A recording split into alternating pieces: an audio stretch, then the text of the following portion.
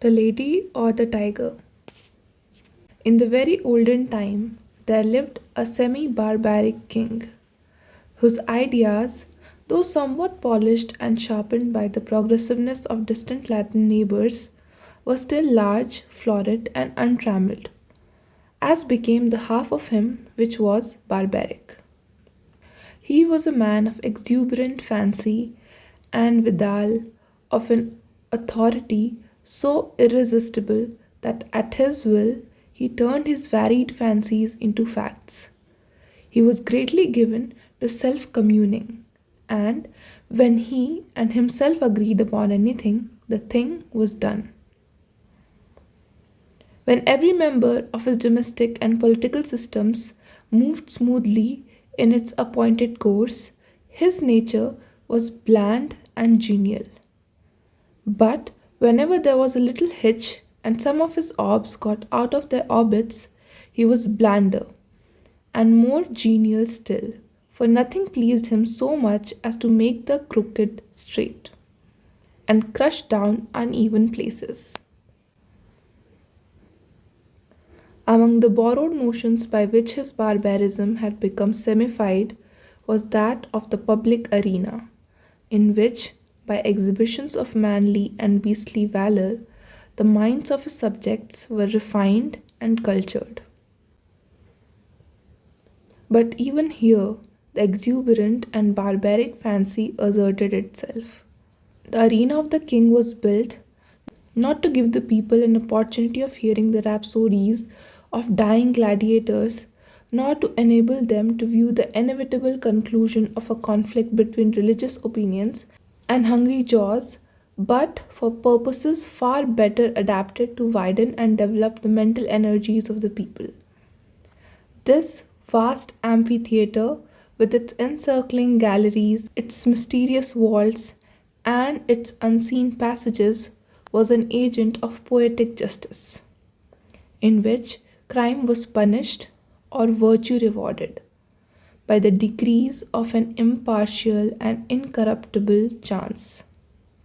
When a subject was accused of a crime of sufficient importance to interest the king, public notice was given that on an appointed day the fate of the accused person would be decided in the king's arena, a structure which well deserved its name, for although its form and plan were borrowed from afar, its purpose emanated solely from the brain of this man, who, every barleycorn a king, knew no tradition to which he owed more allegiance than pleased his fancy, and who, engrafted on every adopted form of human thought and action the rich growth of his barbaric idealism. When all the people had assembled in the galleries and the king, surrounded by his court, sat high up on his throne of royal state on one side of the arena, he gave a signal. A door beneath him opened, and the accused subject stepped out into the amphitheatre. Directly opposite him, on the other side of the enclosed space, were two doors, exactly alike and side by side. It was the duty and the privilege of the person on trial to walk directly to these doors and open one of them. He could open either door he pleased. He was subject to no guidance or influence but that of the aforementioned impartial and incorruptible chance. If he opened the one, there came out of it a hungry tiger, the fiercest and most cruel that could be procured, which immediately sprang upon him and tore him to pieces as a punishment for his guilt. The moment that the case of the criminal was thus decided, doleful iron bells were clanged. Great wails went up from the hired mourners posted on the outer rim of the arena, and the vast audience, with bowed heads and downcast hearts, wended slowly homeward way, mourning greatly that one so young and fair, or so old and respected, should have merited so dire a fate. But if the accused person opened the other door, there came forth from it a lady, the most suitable to his years and station that his majesty could select among his fair subjects. And To this lady he was immediately married, as a reward of his innocence. It mattered not that he might already possess a wife and a family, or that his affections might be engaged upon an object of his own selection. The king allowed no such subordinate arrangements to interfere with his great scheme of retribution and reward. The exercises, as in the other instance, took place immediately and in the arena. Another door opened beneath the king, and a priest, followed by a band of choristers and dancing maidens, blowing joyous airs on golden horns and treading an epithalamic measure, advanced to where the pair stood, side by side, and the wedding was promptly and cheerily solemnized. Then the gay brass bells rang forth their merry peals. The people shouted glad hurrahs, and the innocent man, preceded by children strewing flowers on his path, led his bride to his home. This was the king's semi barbaric method of administering justice. Its perfect fairness is obvious. The criminal could not know out of which door would come the lady. He opened either he pleased, without having the slightest idea whether in the next instant he was to be devoured or married. On some occasions the tiger came out of one door and on some out of the other. The decisions of this tribunal were not only fair, they were positively determinate. The accused person was instantly punished if he found himself guilty, and if innocent, he was rewarded on the spot. Whether he liked it or not, there was no escape from the judgments of the king's arena. The institution was a very popular one. When the people gathered together on one of the great trials' day, they never knew whether they were to witness a bloody slaughter or a hilarious wedding. This element of uncertainty lent an interest to the occasion which it could not otherwise have attained. Thus, the masses were entertained and pleased, and the thinking part of the community could bring no charge of unfairness against this plan. For did not the accused person have the whole matter in his own hands? This semi barbaric king had a daughter as blooming as his most florid fancies, and with a soul as fervent and imperious as his own. As is usual in such cases, she was the apple of his eye, and was loved by him above all humanity. Among his courtiers was a young man of the fineness of blood and lowness of station common to the conventional heroes of romance who love royal maidens. This royal maiden was well satisfied with her lover, for he was handsome and brave to a degree unsurpassed in all this kingdom, and she loved him with an ardor that had enough of barbarism in it to make it exceedingly warm and strong. This love affair moved on happily for months until one day the king happened to discover its existence. He did not hesitate nor waver in regard to his duty in the premises. The youth was immediately cast into prison, and a day was appointed for his trial in the king's arena. This, of course, was an especially important occasion, and His Majesty, as well as all the people, was greatly interested in the workings and development of this trial. Never before had such a case occurred. Never before had a subject dared to love the daughter of the king. In after years, such things became commonplace enough, but then they were in no slight degree novel and startling. The tiger cages of the kingdom were searched for the most savage and relentless beasts, from which the fiercest monster might be selected for the arena, and the ranks of maiden youth and beauty throughout the land were carefully surveyed by competent judges in order that the young man might have a fitting bride in case fate did not determine for him a different destiny. Of course, everybody knew that the deed with which the accused was charged had been done. He had loved the princess, and neither he, she, nor anyone else thought of denying the fact, but the king would not think of allowing any fact of this kind to interfere with the working of the tribunal, in which he took such great delight and satisfaction. No matter how the affair turned out, the youth would be disposed of, and the king would take an aesthetic pleasure in watching the course of events, which would determine whether or not the young man had done wrong in allowing himself to love the princess. The appointed day arrived. From far and near, the people gathered and thronged the great galleries of the arena, and crowds, unable to gain admittance, massed themselves against its outside walls. The king and his court were in their places opposite the twin doors, those fateful portals, so terrible in their similarity. All was ready. The signal was given. A door beneath the royal party opened, and the lover of the princess walked into the arena. Tall, beautiful, fair, his appearance was greeted with a low hum of admiration and anxiety.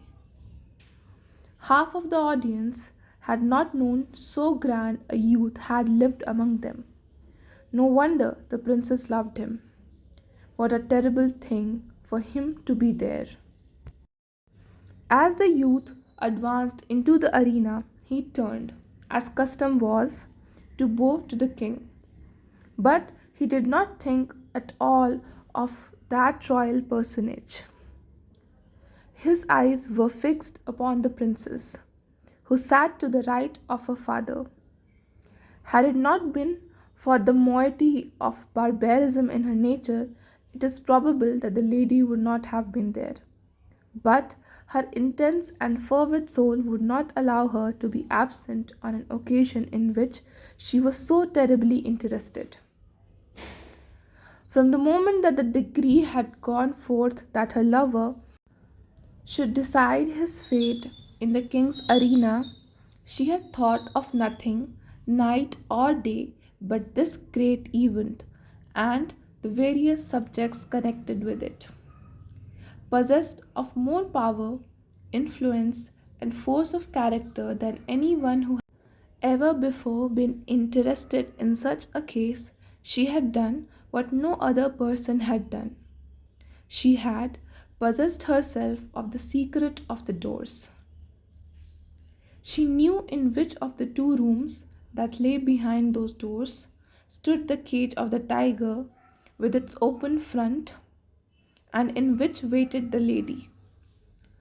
Through these thick doors, heavily curtained with skins on the inside, it was impossible that any noise or suggestion should come from within to the person who should approach to raise the latch of one of them.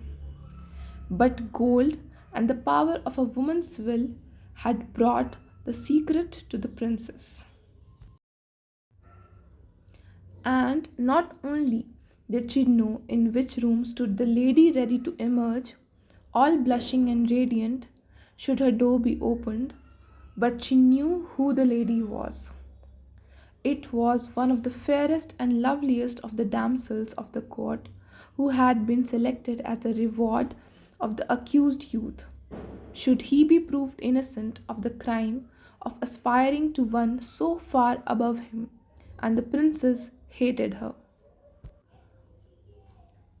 Often had she seen, or imagined that she had seen, this fair creature throwing glances of admiration upon the person of her lover, and sometimes she thought these glances were perceived and even returned. Now and then She had seen them talking together. It was but for a moment or two, but much can be said in a brief space. It may have been on most unimportant topics, but how could she know that? The girl was lovely, but she had dared to raise her eyes to the loved one of the princess. And with all the intensity of the savage blood transmitted to her through long lines of wholly barbaric ancestors, she hated the woman who blushed and trembled behind that silent door. When her lover turned and looked at her, and his eye met hers as she sat there, paler and whiter than anyone in the vast ocean of anxious faces about her, he saw, by that power of quick perception which is given to those whose souls are one, that she knew behind which door crouched the tiger and behind which stood the lady. He had expected her to know it. He understood her nature, and his soul was assured that she would never rest until she had made plain to herself this thing, hidden to all other lookers on, even to the king. The only hope for the youth in which there was any element of certainty was based upon the success of the princess in discovering this mystery. And the moment he looked upon her, he saw she had succeeded. As in his soul, he knew she would succeed. Then it was that his quick and anxious glance asked the question, which? It was as plain to her as if he shouted it from where he stood. There was not an instant to be lost. The question was asked in a flash, it must be answered in another. Her right arm lay on the cushioned parapet before her. She raised her hand and made a slight quick movement toward the right. No one but her lover saw her. Every eye but his was fixed on the man in the arena. He turned, and with a firm and rapid step, he walked across the empty space. Every heart stopped beating. Every breath was held. Every eye was fixed immovably upon that man. Without the slightest hesitation, he went to the door on the right and opened it. Now, the point of the story is this. Did the tiger come out of that door, or did the lady? The more we reflect upon this question, the harder it is to answer. It involves a study of the human heart which leads us through devious mazes of passion out of which it is difficult to find our way. Think of it, fair reader, not as if the decision of the question depended upon yourself, but upon that hot blooded, semi barbaric princess. Her soul at a white heat beneath the combined fires of despair and jealousy. She had lost him, but who should have him? How often in her waking hours and in her dreams had she started in wild horror and covered her face with her hands as she thought of her lover opening the door on the other side of which waited the cruel fangs of the tiger. But how much oftener had she seen him at the other door? How, in her grievous reveries, had she gnashed her teeth and torn her hair when she saw his start of a rapturous delight as he opened the door of the lady?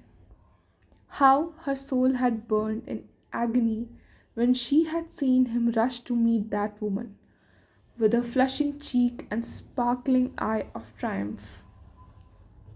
When she had seen him lead her forth, his whole frame kindled with the joy of recovered life.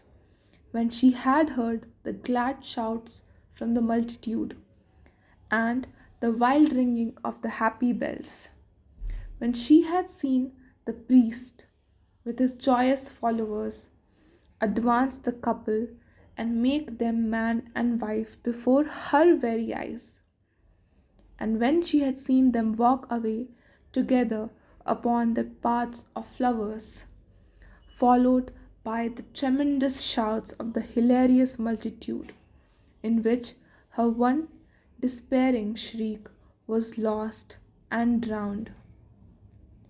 Would it not be better for him to die at once and go to wait for her in the blessed regions of semi barbaric futurity? And yet, that awful tiger, those shrieks, that blood. Her decision had been indicated in an instant, but it had been made after days and nights of anguished deliberation. She had known she would be asked. She had decided what she would answer, and without the slightest hesitation, she had moved her hand to the right. The question of her decision is one not to be lightly considered, and it is not for me to presume to set myself up as the one person able to answer it. And so I leave it with all of you. Which came out of the opened door, the lady or the tiger?